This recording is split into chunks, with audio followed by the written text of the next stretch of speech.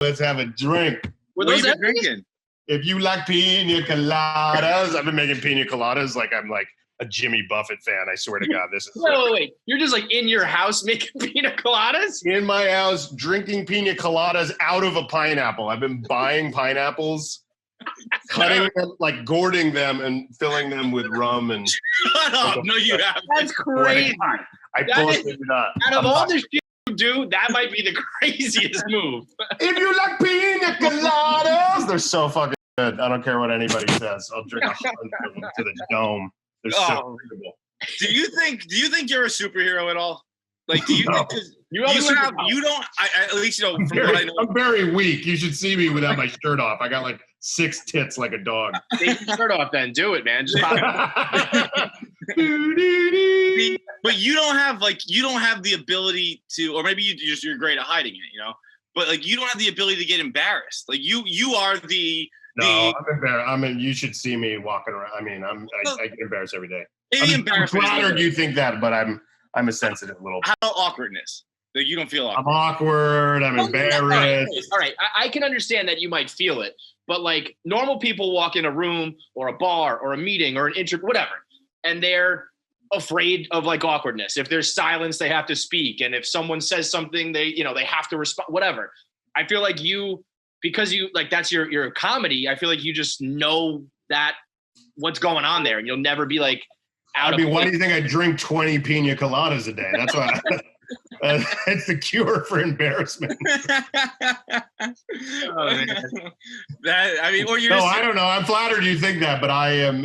If you prick me, I bleed or whatever. I'm as human as everybody else. In that sense, like it sounds like we're reading into it too much. It sounds to me then like your comedy and the pranks or when you make other people feel awkward, is that just like, hey, I'm doing it for a laugh and there's really nothing more like under that? Because to me, it feels like it's this, cerebral, well thought out, like. Yeah, I mean, I guess it's joke by joke. Some jokes are like existential and cerebral, and sometimes the fart sound is funny to me. You know what I mean? So I think it's the whole spectrum.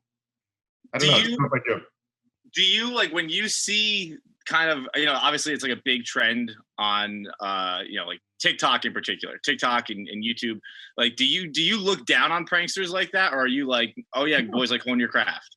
I think it's case by case. I think like pranks shouldn't be mean.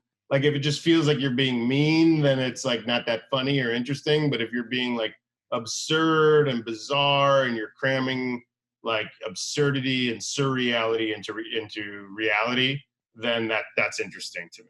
And so how do you think of that? I'm thinking. I drink a lot of coffee, and I've done it. I try to do acid at least once a year. Is that true? I don't, but I try to. I'm a little bit getting kind of too old for acid. That's wrong. But I think there's positive effects from a psychedelic experience. When you say once a year, do you when you try to do it at least, do you pick out like, all right, like July 16th is going to be good. I got a few more months to go. It's usually July 16th, and I go to the public library, and I just fucking ripped. Is that how you're like, all right, I dropped some acid. I saw myself as a fucking centaur carrying around the cake. Like, let's do it. No, I don't know. I mean, like, I just mean, like, if the question was, where does inspiration come from? It's really coffee more. I think coffee's the best drug on earth. I don't think it's acid. I think that it's really just me and a bunch of comedians. We're in the writer's room and we're just cracking each other up. And it also comes from experience. We know like kind of what to write and what not to write and what's going to work and what's not going to work. So it's experience, and it's like surrounding yourself with good and funny people. I don't do it alone.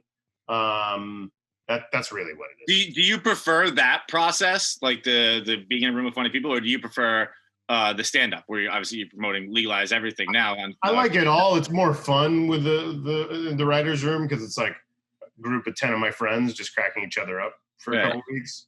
But yeah, that's where 99% of the writing comes from. And then me and my writing partner, Dan Curry, will go through all the notes that we came up with in the writer's room, and we'll kind of pick our favorites and we'll rehearse them with my director. We kind of, there's a process. It's not completely spontaneous. But then once we're filming, we improvise within the premise of whatever bit we wrote. How long does the filming take? 6 weeks. 6 weeks? 2 weeks on the streets of New York and 4 weeks in the studio in LA. Dude, that's way quicker than I thought. Yeah, it's quick. We don't have that much money. We gotta just gotta shoot. Even still, though, at this point, like, you know, very successful, people know who you are. You still get all the filming you need to get in that 2 weeks? Because I would imagine at this point, like, some people are onto the joke. Some people know who you are. It's not as easy to get. Yeah, it's not as easy, but we figured it out. I mean, for season 5, the Eric Andre show that we just did, I like gained 20 pounds. I bicked my head bald. I got rid of all my body hair. I waxed. I spray tanned every day. I bleached my teeth. I made myself look like totally insane so that I wouldn't get recognized that much. And then we just avoid the demographic. We don't prank people like in their 20s. We try to prank people in their 40s, 50s. Really? So like you see like young kids or something, you're just like, nope, not even. Yeah, I'm not doing hidden camera pranks at like a skate park. You know what I mean? No, it's not. People will be like, ah! do you, I guess you kind of maybe explained this already through like experience, but do you have a feel for like when a prank's going too far? Like we had a guy who used to kind of be associated with us. Now he's trying to make it on TikTok, and he went down in the subway and spilled a giant bowl of cereal. Yeah. And it was in the middle of coronavirus and everything. And I mean, people hated this kid for it. and I feel like honestly, the MTA came out. It was like, they was like, this is a wow. Like we need to process this. But I feel like if I saw you do that, I'd be like, I don't know, it's kind of funny.